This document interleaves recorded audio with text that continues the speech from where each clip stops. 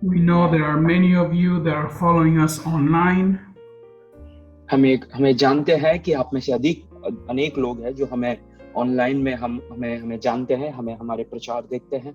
Let us know in the comment section where you're watching from, and put a like and leave a comment so we can follow up with you and we can be encouraged by your comments.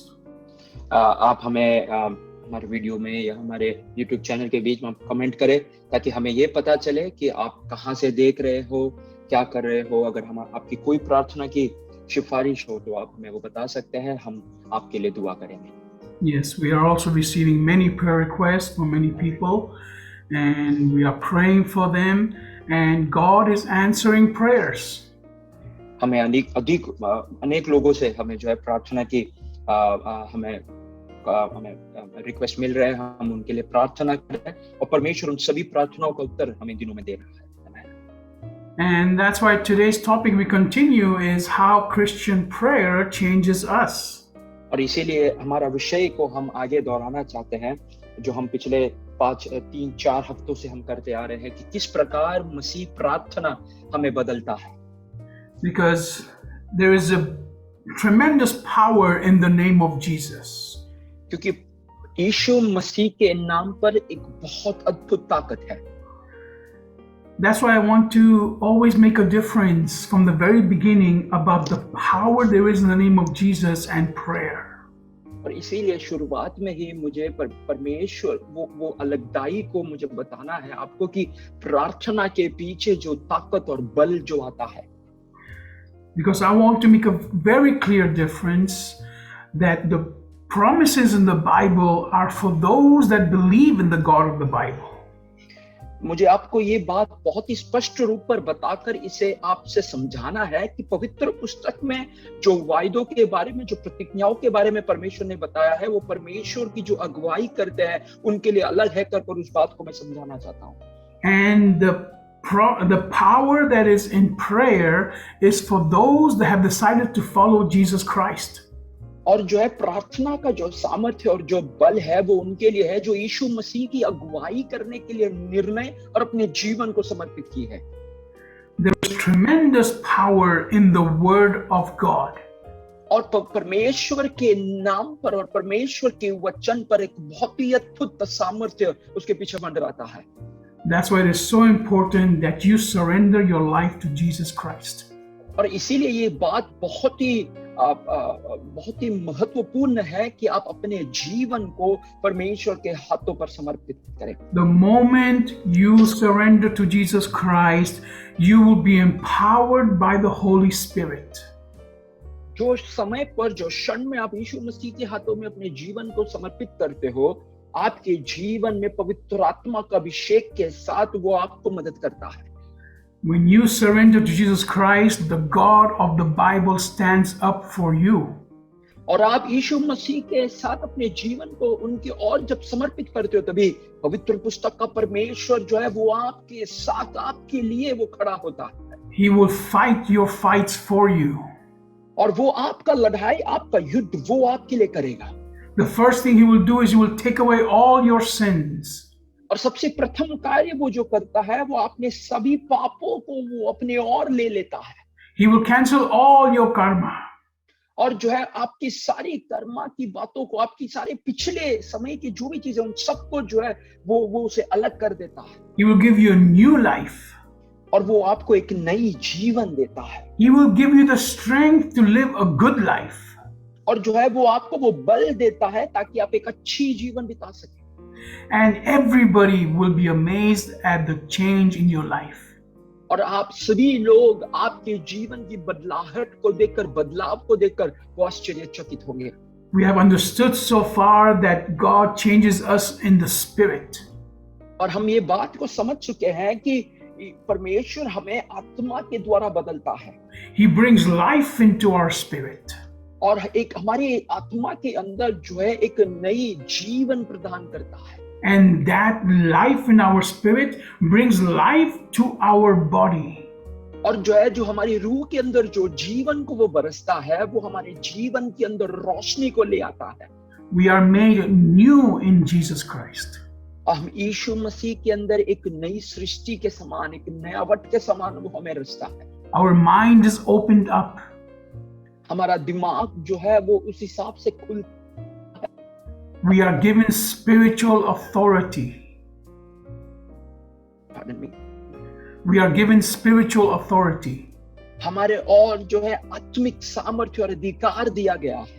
And when we pray in the name of Jesus, the devil starts to tremble. और जब हम यीशु मसीह के नाम पर प्रार्थना करने की शुरुआत करते हैं, तभी शैतान के हाथ पैर जो है वो चंचलित होने शुरुआत होते हैं। When we start to pray in the name of Jesus, we show Christ that we believe in him.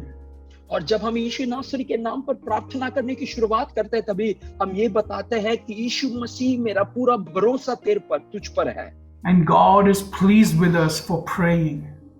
और जो है परमेश्वर हमसे प्रसन्न होता है ताकि हम ये बात को कबूल करते हैं।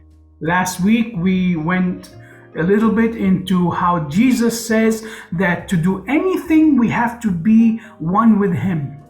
और जो है पिछले हफ्तों में हमने ये पढ़ा कि अगर हमें कुछ भी करना है तो हमें परमेश्वर के साथ रहना जरूरी है। We read this in John chapter 15. हमने ये यूहन्ना की सुसमाचार उसके 15वां अध्याय में हमने ये पढ़ा, where Jesus very clearly says that apart from him or separated from him, we can do nothing that is worth doing. और वहां पर यीशु मसीह बहुत ही स्पष्ट तौर पर ये कहते हैं कि उनसे अलग होकर हम कुछ नहीं कर सकते। In other words, no matter how hard you're working, no matter what you're trying to do in life, it will mean nothing at the end if it is not done through Jesus Christ. आपके जीवन में आप कुछ भी करें, आपके जीवन में आप जितना भी कुछ करें, अगर यीशु मसीह आपके साथ नहीं और यीशु मसीह के द्वारा आप नहीं करते हैं, तो आपके जीवन में कोई श्रेष्ठता या महत्व नहीं रखता। Because God wants to be the source of everything in your life.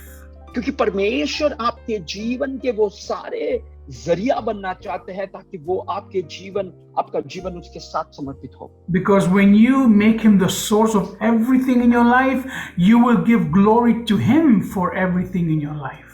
क्योंकि आपके जीवन के हर एक चीजों में अगर आप परमेश्वर आपके साथ है, तो हर एक चीजों में आप परमेश्वर के नाम की स्तुति प्रशंसा करोगे। And not only you, but everybody around you will also praise God because of the great things in your life. केवल आप ही नहीं, परंतु आपके चारों ओर जितने लोग हैं, आपके साथ जो लोग हैं, वो लोग भी यीशु मसीह के नाम की प्रशंसा करेंगे, क्योंकि आपके जीवन में वो चमत्कार करता है। Does this mean that you will have no problems? क्या इसका मतलब ये है कि आपको कोई तकलीफ या मुसीबत ना होगी? Does this mean that you will not suffer in life? इसका मतलब ये नहीं है कि आप अपने जीवन में तकलीफ नहीं उठाएंगे। You will suffer, but God will pull you through it. आपको तकलीफ होगा, मुसीबत से जाओगे, परंतु परमेश्वर उसके बीच में से वो आपको निकाल ले आएगा। And God will do this because of his name. और वो इसीलिए करेगा ताकि उसकी नाम की प्रशंसा हो।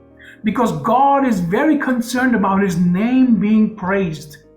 क्योंकि परमेश्वर उनके नाम के जय जयकार के पीछे वो बहुत ही जो है वो बहुत उसे देखते हैं। He wants to use you as an example for his praise. और जो है वो आपको अपने जीवन के एक उद्धारकर्ता के एक उदाहरण के तौर पर देखना चाहते हैं, जिस प्रकार से यीशु मसीह उनका नाम आपके जीवन से प्रसन्न हो। That's why God wants us to understand today that everything we have is because of him. और इसीलिए परमेश्वर आज हमें ये बताना चाहता है, ये समझाना चाहता है कि जो भी कुछ आप करें वो सारी चीजें मसीह यीशु के द्वारा, उसके जीवन के द्वारा हम पूरा करें। Let's go to Isaiah chapter 40. हम यशायाह नबी की किताब उसके 40वें अध्याय में ध्यान लगाएं। Isaiah chapter 40 verse 29. और उसका 29वां वचन में हम अपना ध्यान लगाएं।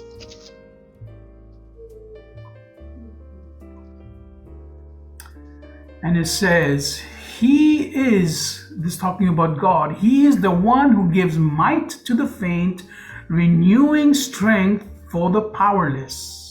और परमेश्वर ये कहता है, वो थके हुओं को बल देता है और शक्तिहीन को बहुत सामर्थ्य देता है। Even boys grow tired and weary, and young men collapse and fall. और जो है लोग मनुष्य भी जो है वो थक जाते हैं, शक्तिहीन हो जाते हैं और गिर पड़ते हैं। And verse 31, but those who keep waiting for the Lord will renew their strength. Then they will soar on wings like eagles. They will run and not grow weary. They will walk and not grow tired. और उसके 31वां वचन में लिखा है, परंतु जो यहोवा पे बाट जोतता है वो नया बल प्राप्त करेगा, कर जाएगा, वो उकाब के समान उड़ेगा, वे दौड़ेगा और श्रमित ना होगा, चलेगा और थकेगा नहीं ना होगा। So God is telling us here that the strength we have is from Him. और परमेश्वर हमें ये बताता है कि जो ताकत हमारे जीवन में है वो यीशु मसीह के द्वारा है। He gives new strength to the powerless. और जो है वो नया बल और ताकत लेता है जो शक्तिहीन है। Do you think you are powerful? क्या आपको ऐसा लगता है कि क्या आप सामर्थ्यशाली हो? Do you think you are strong? क्या आप ये देखते हो कि आप बल हो, आप ताकतवर हो? I'm not talking about physical strength. मैं यहाँ पर जो है शारीरिक बल की बात नहीं कर रहा। I'm talking about strength in your emotions.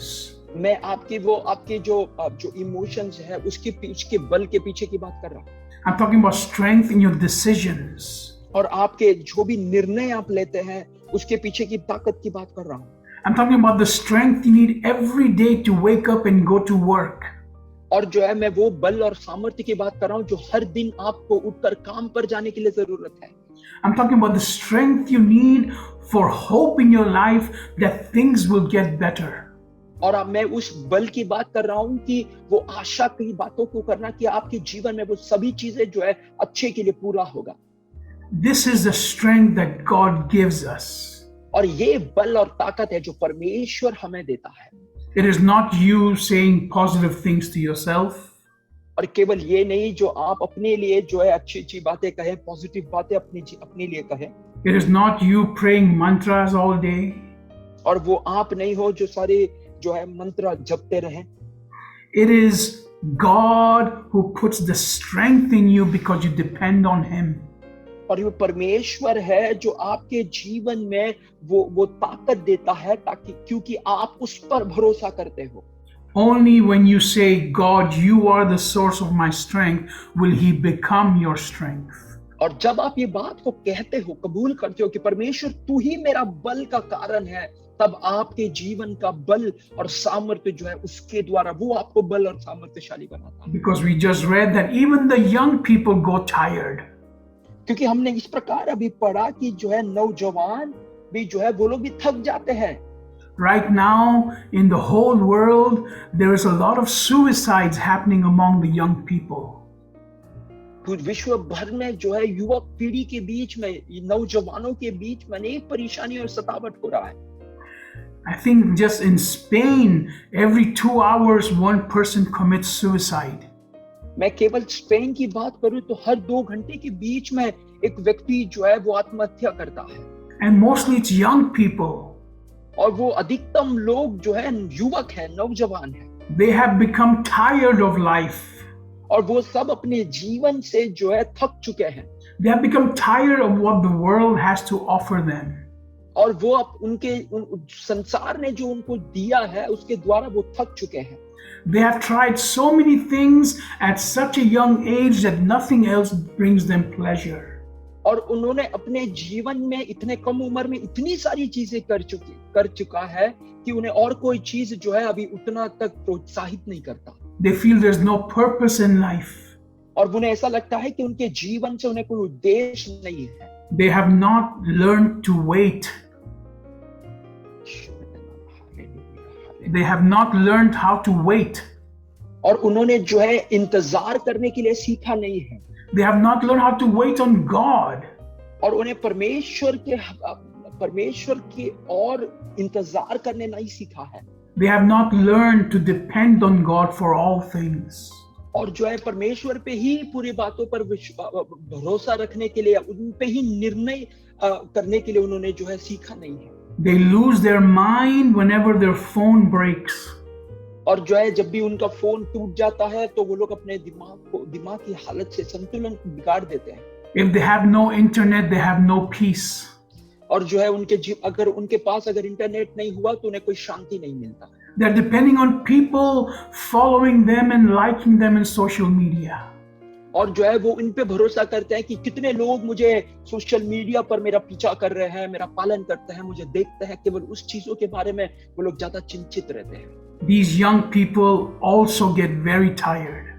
और ये नौजवान, ये युवक लोग भी बहुत थक जाते हैं। And it's up to you and me to give them example of what it means to take our strength from God. और वो जो है हमारे और परमेश्वर, वो एक उदाहरण के तौर पर जो है परमेश्वर हमें देखता है, ताकि हम उन्हें ये बताएं कि किस प्रकार परमेश्वर के द्वारा हम बल को पा सकते हैं। When they see that we wait on God and we declare that He is our source for everything, they will find hope in the words we give them. और जब हम परमेश्वर पर हमारा पूरा जीवन निछावर करते हैं, जब हम परमेश्वर पे ही भरोसा करते हैं, और वो देखेंगे कि हमारा बल और ताकत केवल परमेश्वर के द्वारा आता है। So He gives strength to the powerless and the weak. और वो जो है, जो शक्तिहीन है, जो निर्बल है, उन्हें वो बल करता है, उन्हें वो ताकत और बल देकर आगे चलाता है। Let's go to Psalms chapter 121. हम भजन संहिता 121 में हमारा ध्यान लगाएं।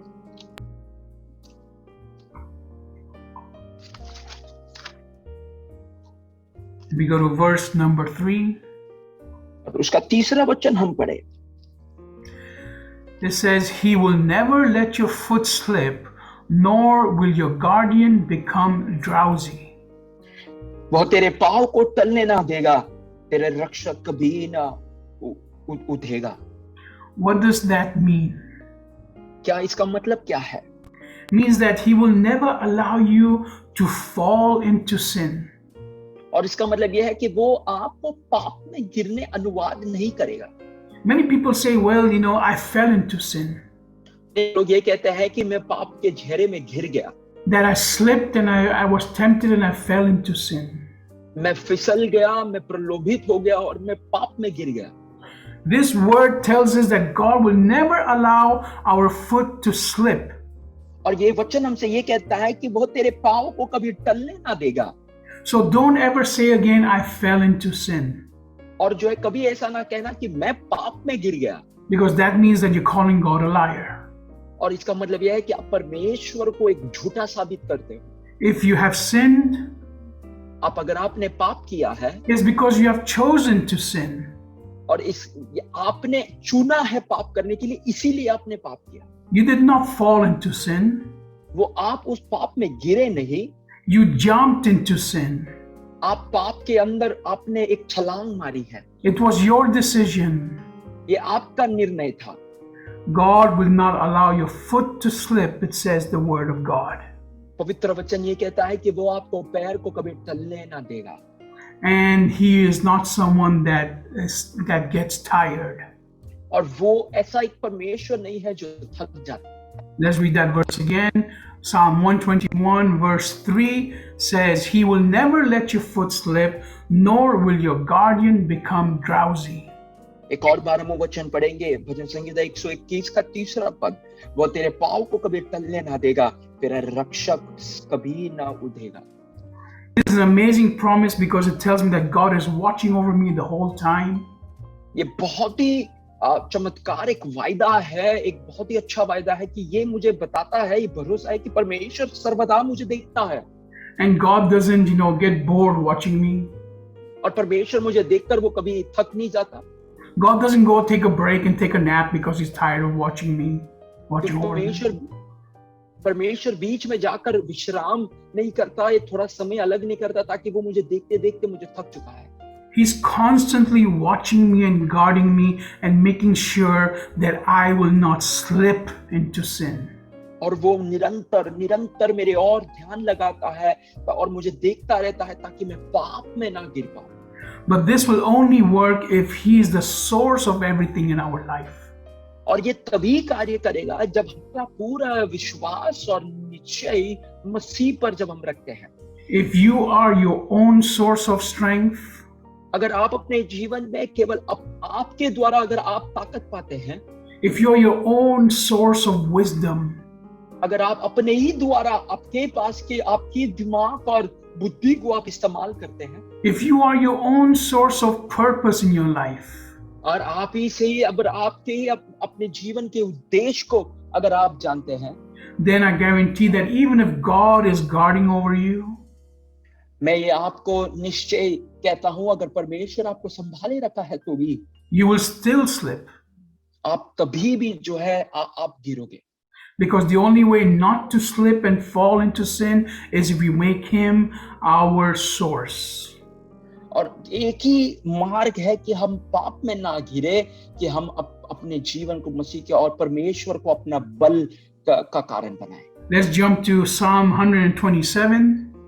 हम भजन संगीता 127 में अपना ध्यान लगाएं। We go to verse 1 and 2. पहला दूसरा वचन हम पढ़ेंगे। It says, unless the Lord builds the house, its builders labor uselessly. Unless the Lord guards the city, its security forces keep watch uselessly. यहाँ पे लिखा है, यदि घर को यहोवा ना बनाए तो वह बनाने वाला का परिश्रम व्यर्थ होगा। यदि नगर का रक्षा यहोवा ना करे तो रखने वालों का जगना व्यर्थ ही होगा। He says, it is useless to get up early and to stay up late, eating the food of exhausting labor. Truly, He gives sleep to those He loves. तुम जो सवेरे उठते और देर तक विश्राम करते और दुख भरी रोटी खाते हो, यह सब तुम्हारे लिए व्यर्थ ही होगा, क्योंकि वह अपने प्रियों को योनि नींद प्रदान करता है। So how is this teaching us about the power of prayer? और किस प्रकार ये वचन हमें प्रार्थना की सामर्थ्य के बारे में बताता है? How does this teach us about how Christian prayer changes us? कि ये किस प्रकार हमें ये बात को सिखाते हैं कि मसीह प्रार्थना किस प्रकार हमें बदलता है? Because when we do everything through prayer, we are dedicating everything to the Lord. और जब हम सारी चीजें प्रार्थना के द्वारा करते हैं, तभी हमारा सारा चीजें हम परमेश्वर पर जो है भरोसा रखते हैं, उसी पर हम पूरा विश्वास करते हैं। And when we do everything in the Lord through prayer, we will have a proper sleep at night. और जो है जब हम अपनी सारी चीजें मसीह प्रार्थना पर विश्वास करते हैं, तभी एक बहुत ही विश्राम का नींद परमेश्वर हमें प्रदान करता है। Nowadays, people spend so much on security systems for their houses. आज के जमाने में जो है लोग सुरक्षा के लिए, अपनी रक्षा के लिए घर के और जो है सिक्योरिटी कैमरास और उसके चीजों के पीछे हम पैसा वेस्ट करते हैं। तभी I'm talking about, for example, in Spain, the amount of business that security systems have right now have multiplied and increased. Spain की मैं बात करूं तो जो है सिक्योरिटी की सुरक्षा के लिए जो भी कार्य करते हैं, उनका इतना व्यापार बढ़ चुका है, बहुत ही उंदे पैमाने पे जो है उसका काम चलता है। Because what is happening right now is that many people are becoming homeless. क्योंकि कारण ये है कि अनेक लोग जो है बिना घर के भटक रहे हैं। And these people are going into empty houses and starting to live there. और जो है ये लोग जो है खाली जो घर है उनके अंदर प्रवेश करना देखते हैं और वहां पे अपना घर बसाने को देखते हैं। And then the owner of that property can take up to 2 years to kick those people out. और जो है वो घर के मालिक को लगभग 2 साल लग जाते हैं ताकि उन लोगों को उनके घर से वो बाहर कर सके। The people that take over these properties, they can even change the locks and do whatever they want. और जो है जो लोग इन घर को मतलब हड़प लेते हैं, वो लोग अपने हिसाब से उस घर की चीजों को बदल देते हैं। Even before in Spain, you would see signs in the houses and the apartments of for rent or for sale. और जो है स्पेन में भी जो है अनेक चीज, अगर एक घर एक मकान अगर भाड़े पे जा रहा है, अगर उसे बेचना है तो वो हम वहां पर चिन्ह देखते थे। Now we don't see those signs anymore. अभी के समय पर हम उस प्रकार से कोई चिन्ह नहीं देख पाते। Because the people that are taking over these houses is grown so much that if we put a sign for rent, people know that house is empty. और जो है क्योंकि लोग जो इतने बढ़ चुके हैं, ताकि अगर एक चिन्ह लगाते तो लोगों को ये पता चल जाता है कि ये घर खाली है करके। And then they will go and stay in that house. और वो फिर जाकर वो घर में रहने की शुरुआत करते हैं। And then you will be stuck for 1 or 2 years through court cases trying to get them out. और 1-2 हफ्ते के लिए वहीं पर 1-2 साल वहीं पे फंस जाते हैं, कोर्ट कचहरी में दौड़ भागना ताकि उनको हम बाहर कर सकें। So, what is the point of you working so hard और इसके पीछे क्या क्या मतलब हुआ कि आप इतना परिश्रम, इतना मेहनत करते हो that you buy 2, 3, 4 apartments तो हम 2-3 मकान जो है हम खरीद लेते हैं and you want to put them out for rent, और हम फिर उसको जो है हम भाड़े पर देते हैं, but you have not done this in the Lord. परंतु आपने ये परमेश्वर के द्वारा ना किया हो। And then other people come and take over those apartments. और दूसरे लोग आते हैं और उन सारी चीजों को जो है हड़प लेते हैं। Unless you build with God, you are building in vain. अगर आप परमेश्वर के साथ नहीं बनाओगे तो जो आपने बनाया है वो व्यर्थ है। And unless you do things in the Lord and through the Lord, you will not get sleep. और जो है परमेश्वर के द्वारा, परमेश्वर के साथ अगर कोई काम ना करे तो आपको वो जो है चैन की नींद ना मिल पाए। This is happening everywhere, especially in Spain. और ये हर जगह चल रहा है, खास तौर पर स्पेन में। Let's go to Proverbs chapter 10. हम नीति वचन उसका 10वां वचन में ध्यान रखें। Proverbs chapter 10, verse 22. नीति वचन 10वां अध्याय उसका 22वां कलम। We are focusing today on the fact that we have to depend on Jesus Christ for everything. हम इस बात पर ध्यान लगा रहे हैं कि हमारा सारा विश्वास और हमारा पूरा भरोसा वो मसीह के ऊपर होना जरूरी है। Because in John chapter 15, Jesus said, apart from me, you can do nothing. यूहन्ना के सुसमाचार में हम ये पढ़ते हैं कि मेरे बिना तू कुछ नहीं कर पाएगा। And whatever you do apart from me will amount to nothing. और जो तुम मेरे बिना जो भी करेगा वो कुछ तेरे जीवन में सफलता की ओर ना ले चलेगा। It says in Proverbs chapter 10, verse 22, the blessing of the Lord establishes wealth and difficulty does not accompany it. नीति वचन 10वां अध्याय उसका 22वां वचन इस प्रकार हम पढ़ते हैं, धन यहोवा की आशीष ही से मिलता है और वह उसके साथ दुख नहीं मिलता। I want to read it also in the King James Version. It says, the blessing of the Lord, it maketh rich, and he addeth no sorrow with it. Amen. धन यहोवा की आशीष से मिलता है और वह उसके साथ दुख नहीं मिलता। This is an amazing promise. और ये बहुत ही अद्भुत एक वचन है। Because this tells me that when I do things in the Lord, Amen, amen, amen, amen, amen. ये मुझे ये बताता है कि मैं परमेश्वर पर विश्वास करता हूँ। when I do things through Him, जब मैं परमेश्वर के द्वारा मेरी चीजों को करता हूँ, when I declare that Jesus Christ is the source of all things in my life, जब मैं इस बात को ऐलान करता हूँ कि यीशु मसीह मेरे जीवन के वो सारे चीजों का जो है जरिया है, when I tell people that everything I have is because I believe in Jesus Christ, और जब मैं लोगों को ये बताता हूँ कि जो भी कुछ मेरे पास है वो सब परमेश्वर के द्वारा है कर कर, when His name is praised because of everything I achieve in life, क्योंकि उनकी नाम की प्रशंसा होती है ताकि जो भी चीज मैं मेरे जीवन में पूरा करूं वो उनके लिए मैं करूं, then everything I have will be of a profit for me. और तब जो भी चीजें मेरे जीवन में मिलेगा, जो होगा वो मेरे लिए लाभदायक होगा, And there will be no sorrow added with it. और उसके साथ कोई दुख उसके साथ नहीं मिलेगा। Let's go back to the example of people that right now are renting houses.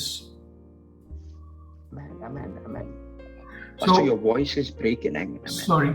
Let's go back to the people that are renting houses. हम जो है उन लोगों पर ध्यान दे जो उनके घर, अपने घर को जो भाड़े पर देते हैं। They have worked very hard and purchased properties. वो बहुत मेहनत करते हैं और अपने घर को या मकान को वो खरीदते हैं। These properties were supposed to be an extra source of income. और जो है ये एक मकान से जो 1-2 मकान वो ज्यादा लेते हैं, वो उनके लिए जो है एक धन का एक दूसरा मार्ग के लिए वो कोशिश करते हैं। Mainly it was an investment for when they get old and they stop working. और जो है जब वो थोड़े बुजुर्ग हो जाते हैं, जब उन्हें उनका रिटायरमेंट होता है, तो वो अपने काम को मतलब रोक कर जो है उनके सारे धन को जो है इस चीजों में वो जब इन्वेस्ट करते हैं तभी, and they have not done it in the Lord. और परंतु वो परमेश्वर मसीह के द्वारा नहीं करते, They have not been faithful with what God has given them. और परमेश्वर ने जो उन्हें दिया है उसमें वो विश्वास योग्यता को पालन नहीं करते। They have not given glory to God for everything they are getting from God. क्योंकि उन्होंने परमेश्वर की नाम की प्रशंसा नहीं की ताकि जो भी कुछ चीजें परमेश्वर के द्वारा उन्हें मिल रहा हो। So now all this wealth and all these properties only bring trouble. और जो है ये सारा धन दौलत जो है केवल उन्हें परेशान और सतावट ले आता है। Now we have to understand that when God gives us something, हमें ये बात को समझना है कि जब परमेश्वर आपको कुछ देता है, He gives it without sorrow added to it. और वो उसके पीछे बिना दुख के साथ वो हमें देता है। And one of the keys to have things and not to have sorrow added to them और एक मुख्य बात जो है कि चीजें हमारे जीवन में और उसके साथ दुख ना जुड़ा हो, is that we are able to let go of them anytime. और इसका मतलब यह है कि हम उन चीजों को समय पर छोड़ दे या उससे त्याग कर दे, वो उसका मतलब है। We sang this morning, He gives and He takes away. हमने सुबह ये गीत गाया कि जो है वो देता है और वो ले लेता है।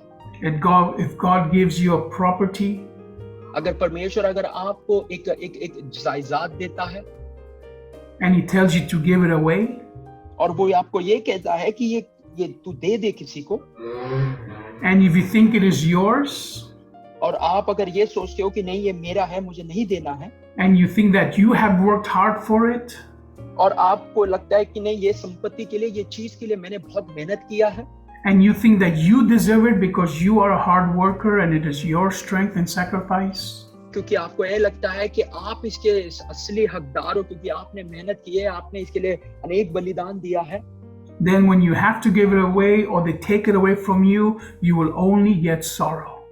और जब परमेश्वर आपके से छीन लेगा या वो आपसे चला जाएगा, आपको केवल उसके पीछे दुख की आएगी। But if you know that everything you have is given to you by the Lord, परंतु आप ये बात को अगर जानते हो कि जो भी कुछ चीजें आपको मिला है वो परमेश्वर के द्वारा आपको अगर मिला है, तो that He gives and He takes away, अगर वो आपको देता है, वो आपसे ले लेता है, then when you have to get rid of it, और तब आपको उससे जब आपको अगर आपको उसे देना होगा तब, or if it is taken from you, अगर या फिर आपसे वो ले लिया होगा तब, you will have no sorrow और उसके पीछे आपको कोई दुख ना लगेगा, because it was given to you by the Lord, और क्योंकि परमेश्वर के द्वारा वो आपको दिया गया था, and you want to give Him glory with everything you do and you have, और आपको वो उनकी नाम की प्रशंसा करनी है, जो भी कुछ चीजें आपके पास है, जो भी कुछ चीज आपके द्वारा है, and when you lose those things you have, you will not worry anymore. और जब आप वो चीजों को खो देते हो तब आपको फिर उसके पीछे कोई तकलीफ या सतावट नहीं होती। That's how you can receive from the Lord without adding any sorrow to it. और उस प्रकार आप परमेश्वर से कुछ पाते हो कि उसके पीछे कोई दुख या कोई तकलीफ ना होता। Because we have read this morning that He is the source of our strength. क्योंकि हमने आज सुबह ये पढ़ा कि वो हमारा बल का कारण है। He is the source of our power. और वो हमारे जो हमारे ताकत का एक जरिया है। And that if we wait on Him, He will make us even stronger. We will soar like eagles. और जब हम उस पर विश्वास करेंगे, उस पे ही विश्वास कर अगर हम इंतजार करेंगे, तो वो हमें उकाब के समान उड़ने का बल और ताकत वो देता है। And we have understood that He is someone that is watching over us. हमने इस बात को भी समझा है कि वो है जो हमें वो निरंतर हमें देखता है। And He will not allow our foot to He will not allow our foot to slip. और वो हमारे पैर को कभी फिसलने ना देगा। And that unless we build the house with the Lord, अगर हम परमेश्वर के साथ अपने घर को नहीं बनाते हैं, then we are building in vain. तो हम जो बनाने वाला है वो व्यर्थ में अपनी You will build and you will accumulate and others will enjoy it. तो आप बनाओगे, आप इकट्ठा करोगे, परंतु दूसरे लोग उसमें मौज करेंगे। Do you know that this is a promise in the Bible? क्या आपको पता है ये पवित्र पुस्तक में जो एक वायदे के समान लिखा है? In the Bible, there's a promise that says that those that don't believe in God will build and accumulate wealth. और जो है जो परमेश्वर पे विश्वास नहीं करते हैं वो बनाएंगे, बनाकर अपनी धन संपत्ति को इकट्ठा करेंगे। Those that have rejected Jesus Christ will continue to work hard and make wealth. और जो है जो यीशु मसीह को इनकार करते हैं और वो अब निरंतर उनके जीवन में जो है धन संपत्ति को इकट्ठा करेंगे, बनाते चलेंगे। But God will take that wealth and give it to the followers of Jesus Christ. परंतु परमेश्वर जो है वो धन संपत्ति को उनके हाथों से लेकर जो मसीह को अगुवाई करता है, मसीह का पालन करता है, उनके हाथों में वो देगा। Because when the people of God, the people of followers of Christ receive the blessings, God gets the glory. जब परमेश्वर की अगुवाई करने वालों को जब आशीष मिलता है तब परमेश्वर को उनके नाम की जय जयकार मिलती है।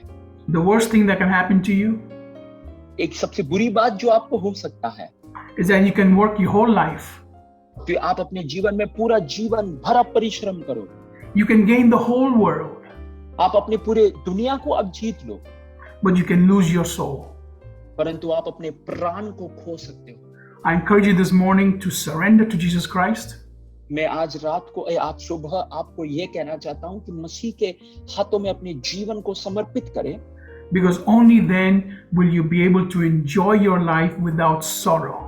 और तभी आप परमेश्वर के अपने जीवन को बिना दुख के साथ आप उससे खुशी मना सकते हो। I am not saying that you will not have troubles, मैं आपको ये नहीं कह रहा कि आपको तकलीफ नहीं होगा, but you will understand that everything you are and everything you will ever be will be through Jesus Christ. परंतु मैं आपको ये बताने की कोशिश कर रहा हूँ कि जो भी कुछ आपके जीवन में हो, जो भी कुछ आपके जीवन में चलेगा, वो यीशु मसीह के द्वारा आपके जीवन में पूरा होगा। Surrender to Him today.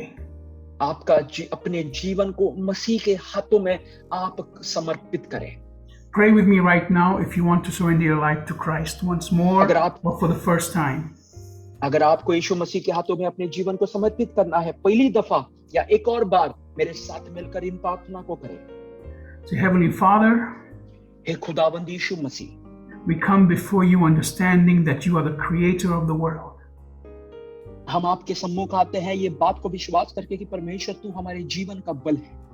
We confess that we have sinned. हम इस बात को कबूल करते हैं कि परमेश्वर हमने पाप किया है। We confess that we need you. और हम ये बात को कबूल करते हैं कि परमेश्वर मुझे तेरी जरूरत है। We declare and we confess that Jesus Christ is the Son of God. हम ये ऐलान करते हैं और ये कबूल करते हैं कि यीशु मसीह परमेश्वर का पुत्र है। That He came to earth and He died on the cross. और वो इस संसार में मनुष्य के रूप में जन्म लेके आया और सूली पर हमारे लिए मारा गया। And that on the third day He came back to life. और तीसरे दिन वो जी उठा। And we receive now the forgiveness of our sins through the work on the cross. और जो है अभी हमारे पापों के प्रायश्चित के लिए हमें क्षमा करने के लिए, ताकि उन्होंने जो अपने क्रूस पर उनके बलिदान दी उसी कारण से। We invite you, Jesus, to come and live in our hearts. हम आपको स्वागत करते हैं कि यीशु मसीह हमारे हृदय पर प्रवेश करे, हमारे जीवन हमारे हृदय पर प्रवेश करके हमारे अंदर जिए। And we accept right now the new life you have promised us. हम उस नई जीवन को हम अपने जीवन में परमेश्वर स्वीकार करते हैं जो आपने हमें वायदा किया है। In Jesus' mighty name we have prayed. यीशु नासरी के नाम पर हम प्रार्थना करते हैं। Amen.